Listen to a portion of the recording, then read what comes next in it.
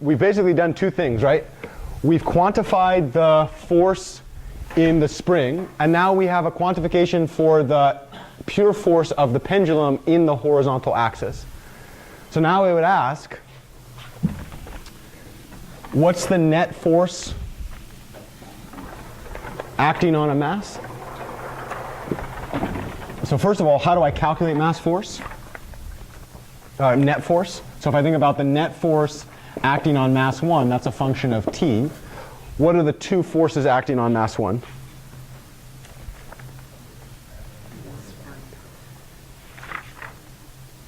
Yeah, so this would be the force of the spring and also the force of the pendulum. And then the question is, we have to do a little bit of work to figure out when the force of the pendulum is positive, to figure out if I should add or subtract, right? So let's take a look at this. The force of the pendulum is such that this thing is negative. So if I say positive pendulum force, when is it positive? These are all scalars, right? M1 is a scalar, G is a scalar, L is a scalar. So that's just, and they're all positive scalars in fact, right? Okay, so this is a positive number. The positive force is in the opposite direction of the displacement. So in this situation, if I think about that force, that's a positive force, right? If I want this to actually represent that force, I need a negative in front, right? But in particular, the sum of these forces is actually the sum of this one and that one. Because the negative, the fact that it's in the opposite direction, is actually factored into the way that we wrote that force, right? So the sum on force 1 would be the pendulum force in the direction of the x-axis plus the spring force on the individual one. And then over here, the net force on mass 2, well, let's think about that. The net force on mass 2, when is that thing negative, when is it positive?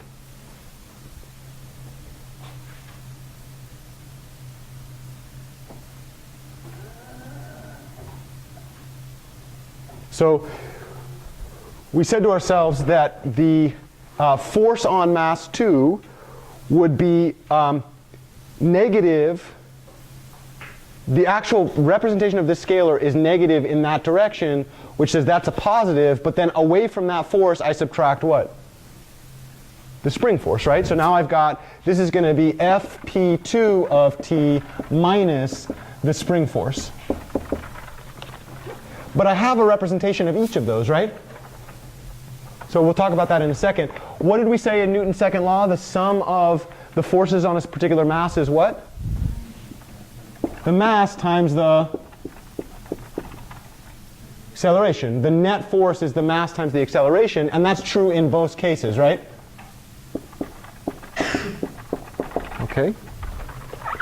So let's take a look at this. Let's take a look at what we call the net force vector, which is going to be the net force on mass 1 and also the net force on mass 2. On the left-hand side, excuse me, on the right-hand side, what do we know about each of those net forces? m1 times the acceleration. This is going to be m2 times the acceleration. How do we write that as a matrix vector product?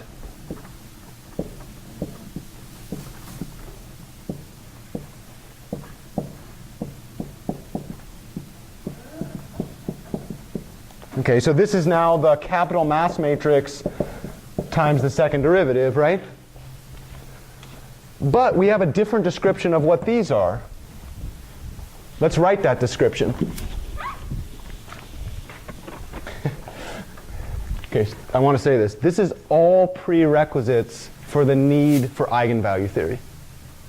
This is assumed, if you really want to use eigenvalue theory, it's assumed that you have all of this in your brain before you start this class. Do you see my anger?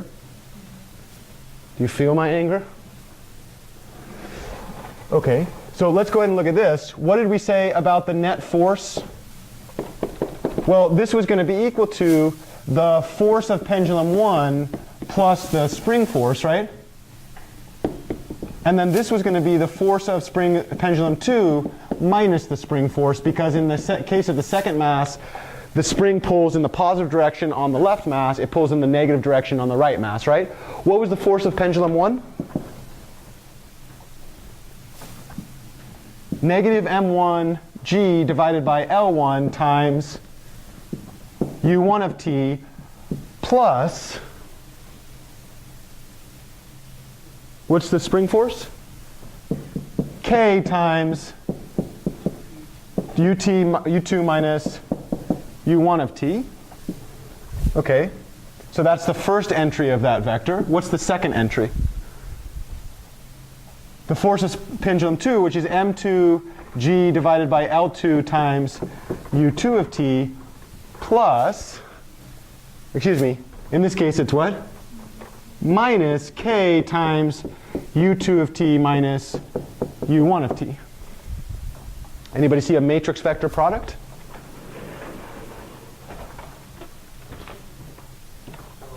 Yep.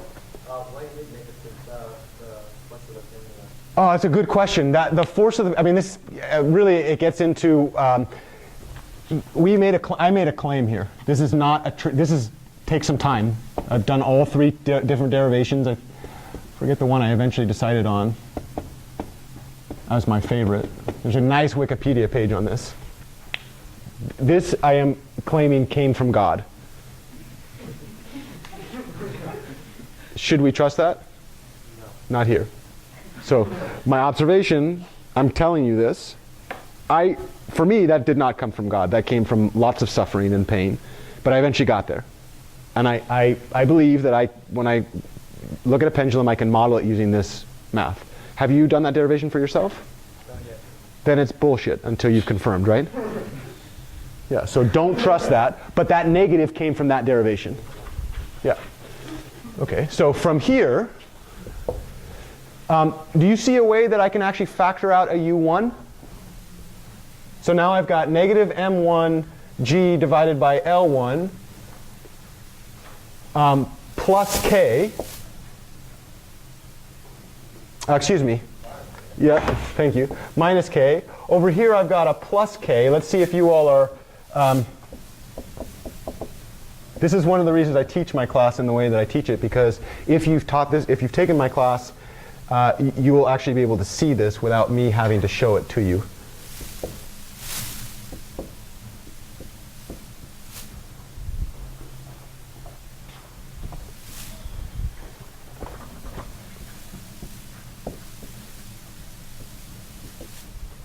You see it?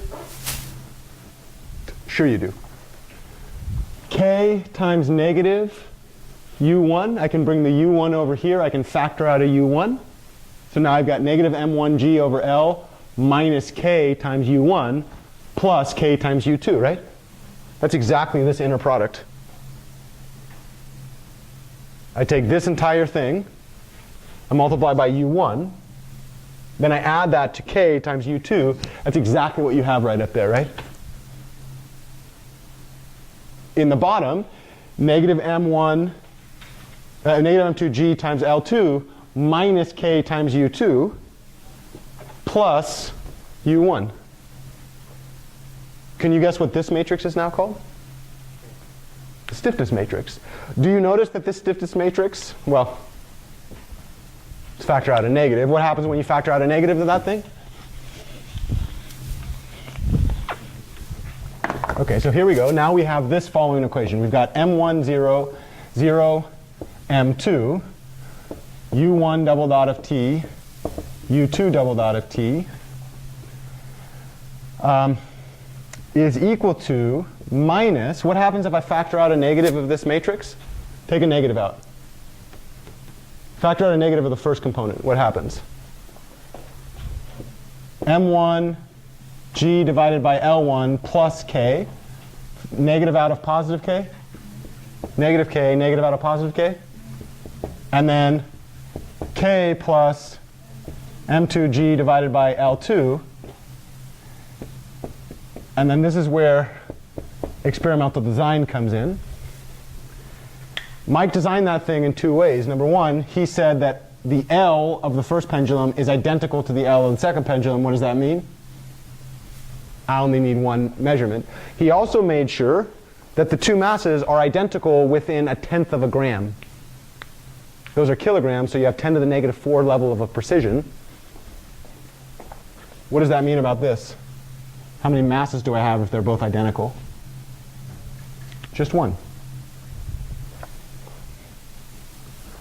So now I have m times u double dot of t equals negative k times u of t. No external forces in this measurement, right? Okay. This is the start of the eigenvalue problem. We're not even to the eigenvalue problem yet. We haven't even stated the eigenvalue problem yet. All we've done is transform the real world problem using a bunch of math into a problem that is amenable to this.